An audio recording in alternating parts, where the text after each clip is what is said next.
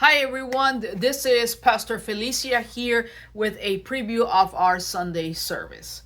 We are still in the series of the seven churches in the book of Revelation, and we have about two more to go, so stay tuned. But this Sunday, we are going to reflect on Revelation chapter 3, verses 1 through 6, and we are going to be looking at the church in Sardis. Today, as actually one of our friends here from congregation, Greta, asked me what's so interesting about this church of Sardis. I said, well, this congregation actually is a little bit different than the other ones, because if we look back into our past sermons, we see that when God speaks to a church, it tells them wonderful things, giving great compliments. Like in the church of Ephesus, it says, you guys have done a great job in keeping the church active, your community.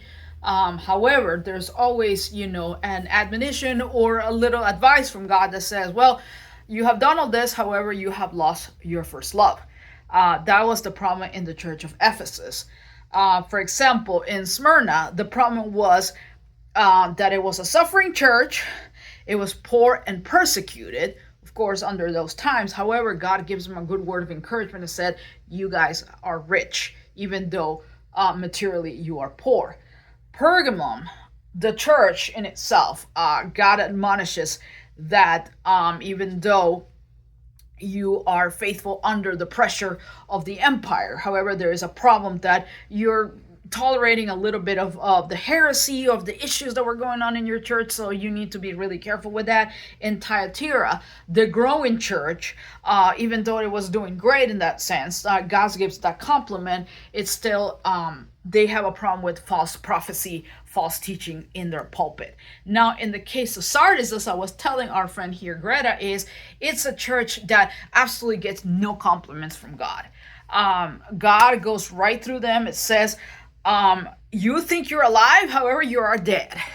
There is no words that say you're doing great, even though you're still dead. You're kind of like hanging in there. No, God says, no, forget it. You're dead and you're not, there may be some people in the congregation or still active remnant that has not been tarnished by the influence of where y'all are. However, there's nothing else that God gives them. But it gives them an admonition about waking up.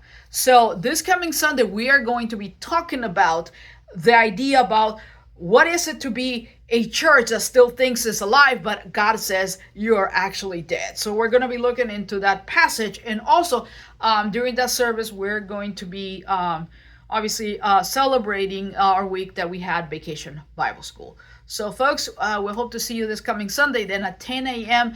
at North Hills Community Baptist Church, or if you're watching us online again in our YouTube channel, stay tuned. You can watch our live service at that same time, or also you can watch it later. So we hope to see you.